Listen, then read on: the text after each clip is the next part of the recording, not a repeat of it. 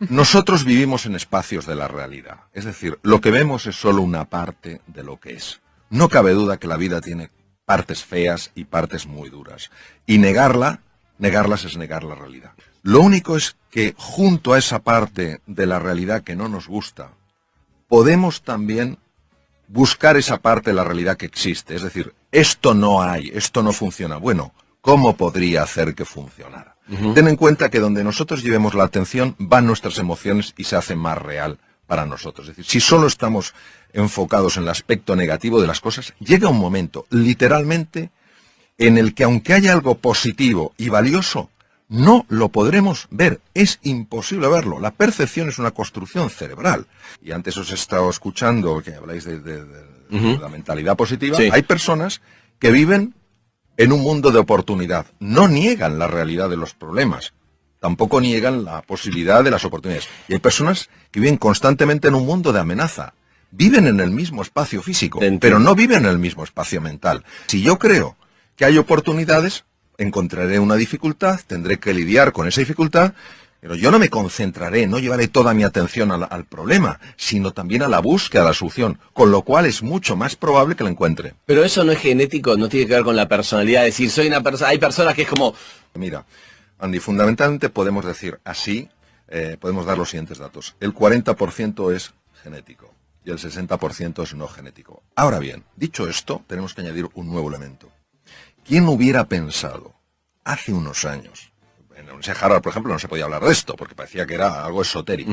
¿Quién hubiera dicho hace unos años que los estados emocionales de la persona podían afectar al material genético? Hoy hay una ciencia de peso sólida, más que reconocida, llamada epigenética, que demuestra que los estados emocionales de las personas movilizan ciertas hormonas, moléculas de la emoción, que interactúan con la membrana de la célula, tienen acceso al material genético y hacen que unos genes se queden dormidos y otros genes despierten. Imaginaros el impacto de esto, es decir, hay algunos genes que es fabuloso que despierten, genes relacionados con neurotransmisores asociados a la inteligencia, y hay otros que es muy interesante que sigan dormidos. ¿Qué quiere decir?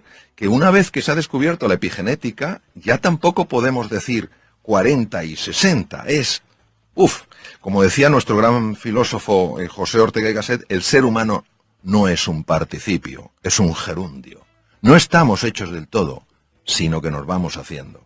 Lo primero que tenemos que entender es que esto es un proceso. Y la pregunta es, ¿realmente el cerebro puede cambiar? Hoy sabemos que el cerebro es plástico. Entonces, la neuroplasticidad tiene dos componentes.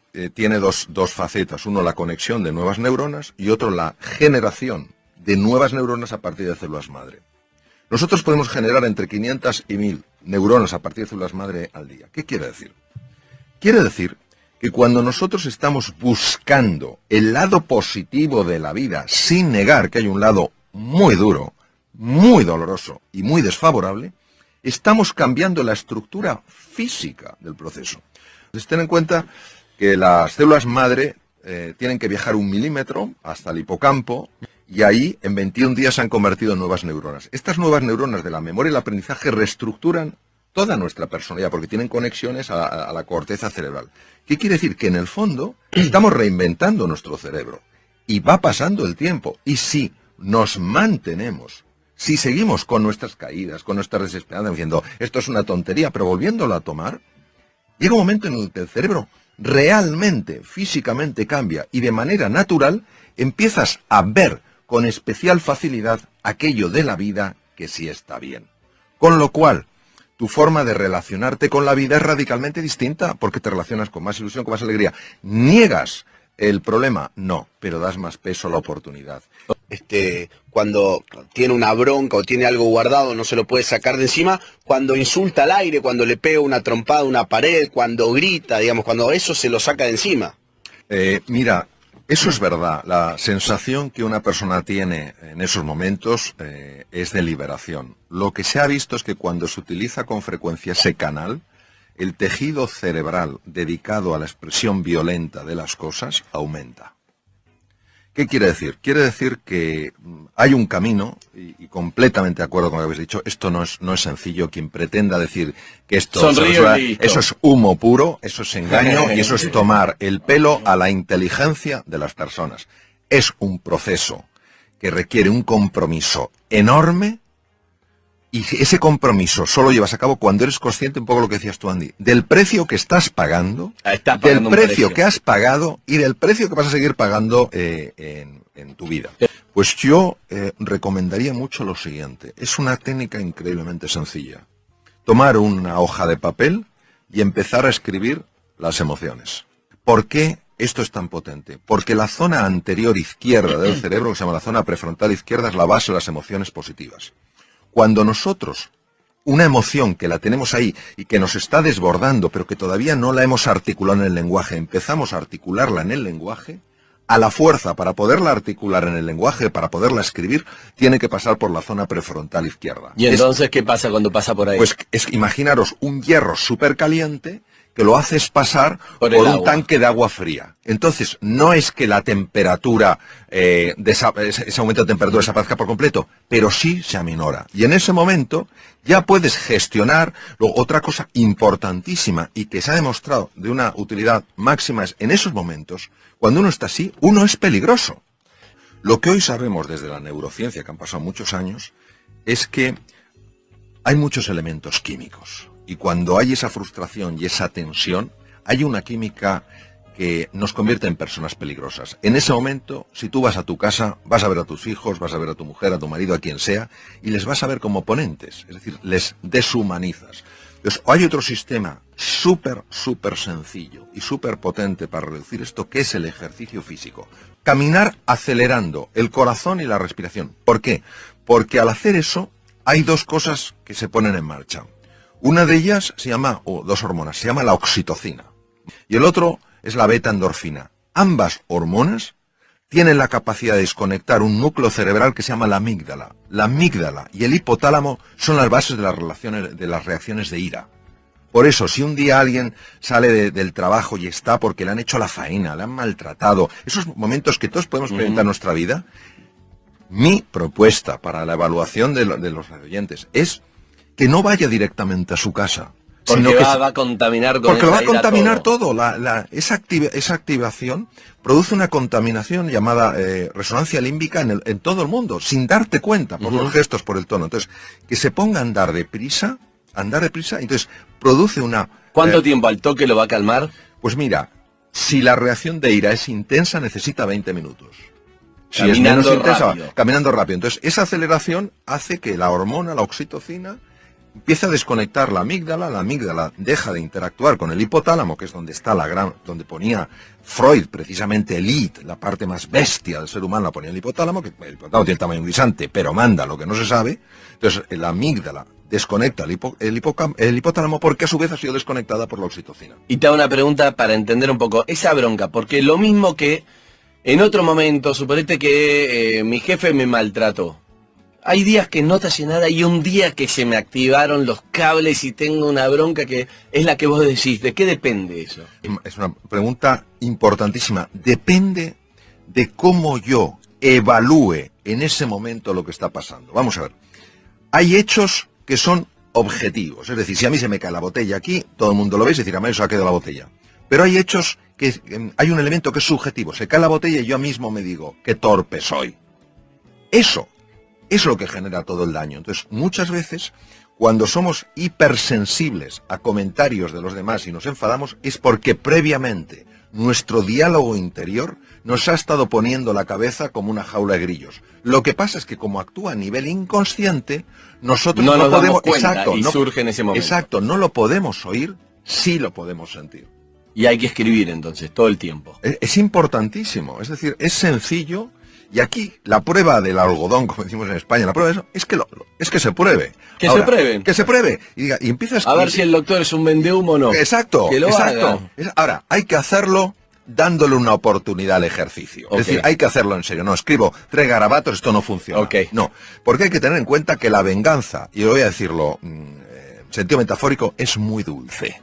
Okay. Ya es muy atractivo decir, este se va a enterar. Bueno, que sepamos que cuando alguien nos hace una faena en el coche, y tenemos toda razón para enfadarnos, a quien le sube la tensión arterial es a mí. Al que se le altera el sistema inmunológico es a mí. Es decir, es una forma, no digo de egoísmo, sino de sano cuidado de uno mismo. Se trata de conocerse, para comprenderse y comprenderse para superarse. Vamos a ver. Hay veces en la vida en las que a nivel personal o profesional con pequeños cambios vamos tirando.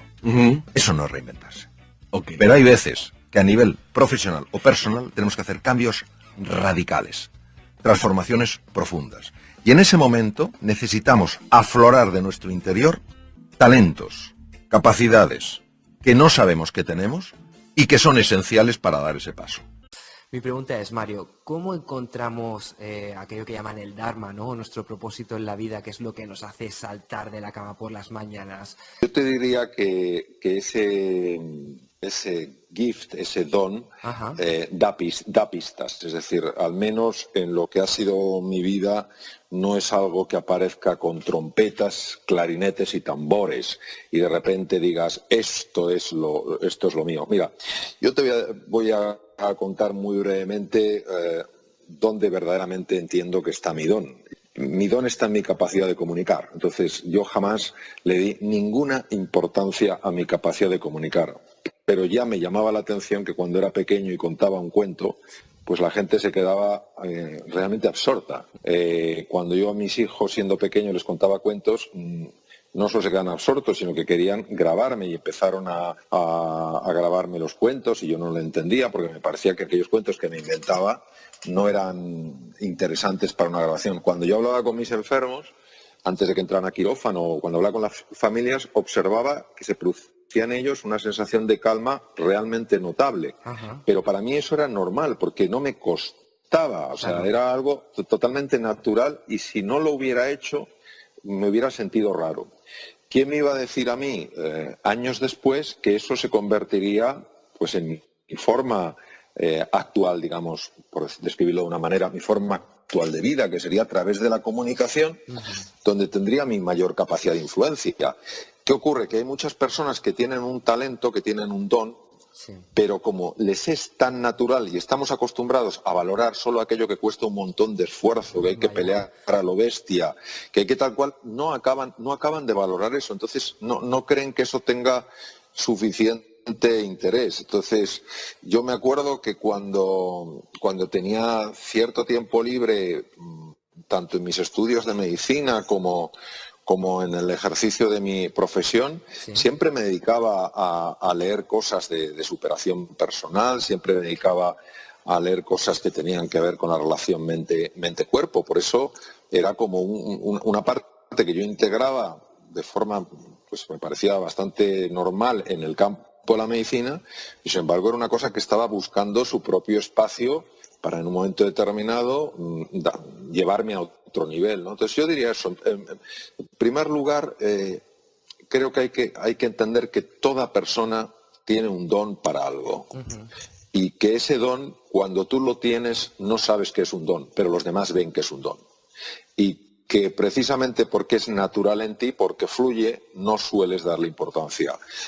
Cuando yo hablo de este tema con algunas personas en los programas y tal y cual, lo que les digo es estar atento a aquello que se os da de forma naturalmente bien, que es como si surgiera sin esfuerzo y que os produce además una sensación enorme de disfrute. Yo me quedaba sorprendido cuando algún compañero mío en medicina, afortunadamente han sido pocos, pues encontraban que hablar con los enfermos era algo francamente aburrido y tedioso, y para mí era algo profundamente agradable, porque yo notaba cómo ellos se tranquilizaban, cómo ellos se ilusionaban, cómo ellos iban a quirófano con otra actitud, ¿no? Entonces, eso es lo que yo creo que es realmente importante, prestar atención a eso que de manera natural se te está dando bien y que te gusta especialmente. Y también hay que entender que que ejercitar un don no ha de buscar el que los demás te aplaudan o el que los demás te valoren. Siempre es muy agradable que te aplaudan y te valoren. Pero el tema del don, para mí la belleza del don es que te ayuda a desplegar tu potencial. Es a través de tu don, a través del ejercicio, en este caso en lo que a mí respecta, sobre todo de la comunicación, me ayuda a mejorar como persona, me ayuda a evolucionar, ¿no? Ahora, es verdad, Víctor, y así lo lo he vivido, Sí. que el don curiosamente es muy sutil. Y creo que es muy sutil y a veces es difícil de escuchar porque hemos perdido mucha conexión con la dimensión profunda de nuestra existencia. Realmente no conectamos con esa fuerza que se suele mencionar como la fuerza del corazón, y por eso creo que en el trabajo para descubrir el don, una de las cosas más importantes es la meditación, es decir, el entrar en silencio, entrar en el vacío y conectar con aquello que está más allá del ruido, más allá de la vorágine, más allá de las prisas. Yo creo que aquellas personas que verdaderamente sí están buscando su don de una forma seria y de una forma comprometida, antes o después lo acaban encontrando. Sí. ¿Es cuando encontramos ese don, cuando se acaba la insatisfacción y ese sentimiento de vacío? Bueno, hay un anhelo tremendamente profundo en el ser humano que solo se puede llenar, al menos desde mi perspectiva, cuando tú descubres quién eres en realidad. O sea, cuando una persona consigue ir más allá de sus títulos, de sus posesiones, de sus cargos, de sus conocimientos, incluso de su forma de pensar, incluso de su forma de ver la realidad, y penetra en esa dimensión profunda de la existencia y descubre qué es lo que le define por naturaleza, hasta que no ocurre eso, ese anhelo no puede dejar de existir.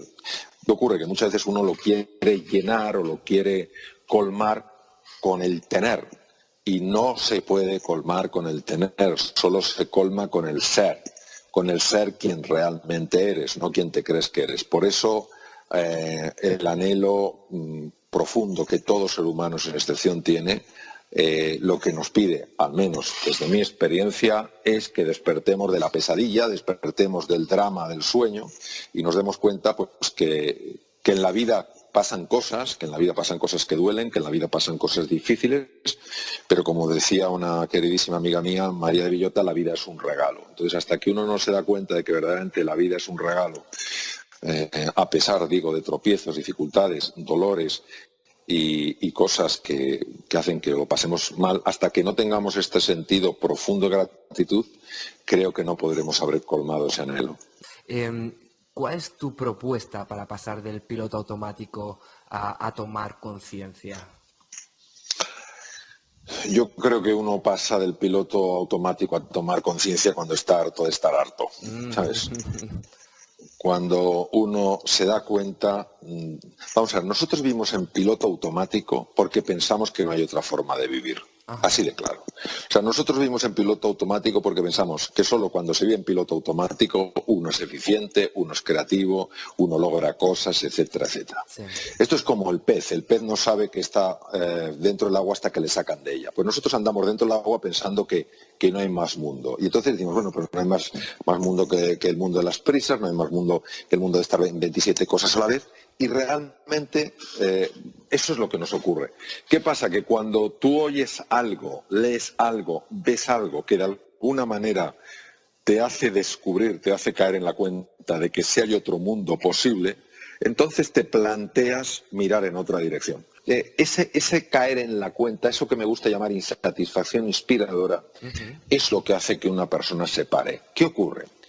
Que da mucho vértigo porque hemos cogido mucha inercia. Entonces, da mucho vértigo pararse porque uno piensa que pararse es el fin. No, ¿qué va? Hoy sabemos que la desaceleración de una persona reequilibra el sistema nervioso central, lo sabemos, está demostrado. Las personas que, por ejemplo, consiguen pararse unos minutos,